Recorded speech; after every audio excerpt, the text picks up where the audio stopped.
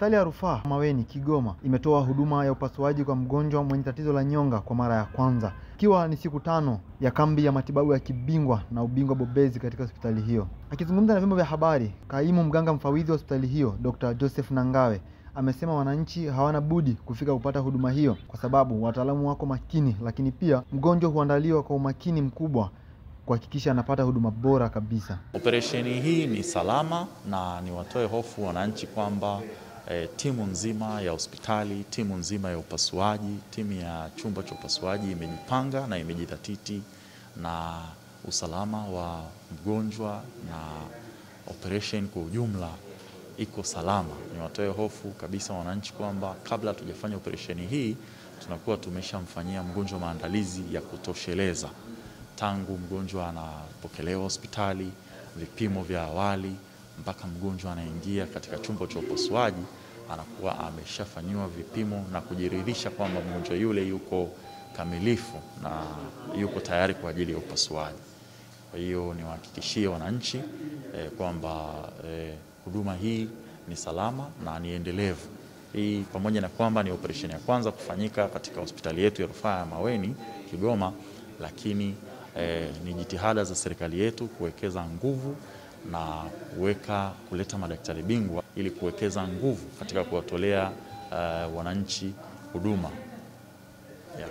Ni vipimo vya awali. Kuna vipimo ambavyo vinafanyika, ikiwa ni cha kwanza vipimo vya maabara, tunajiridhisha na vipimo vya x-rays tunazifanya na tunaangalia kama mgonjwa yuko tayari kwa ajili ya upasuaji. Kwa hiyo madaktari huwa wanafanya vipimo na ni taratibu ambazo zipo. Sehemu yote ile lazima mgonjwa afanyiwe vipimo kwanza ili kuweza kujiridhisha kwamba mgonjwa yule yuko tayari kwa ajili ya upasuaji. Kwa majina anaitwa ni Dr. Wilson Masanja kutoka Bugando, hospitali ya Kanda. Tuko hapa katika kuhitimisha kempu hii ya wiki ambayo tulikuwa tunatoa huduma za kibingwa. Upande wetu, upande wa mifupa, tunamaliza leo, lakini pia tunafanya hii operation ambayo ni kwa mara ya kwanza tunabadilisha nyonga katika hospitali hii ya Maweni. Mara nyingi huduma hizi zinapatikana katika hospitali kubwa za kanda, lakini kwa mazingira haya tumefanikiwa kufanya operation ya kwanza na tunaenda kuhitimisha leo. Hatukuwa na changamoto yoyote. Tunatoa wito kwa wahitaji. Nafikiri hii huduma itakuwa ni endelevu kwa watu watakaokuwa wameshauriwa kwamba wanahitaji kubadilishiwa nyonga, wanaweza kuja kutembea katika hospitali hii na kupata huduma hii. Ni mgonjwa ambaye ameumia muda mrefu, kwa kile kichwa kimekufa, kichwa cha kwenye nyonga.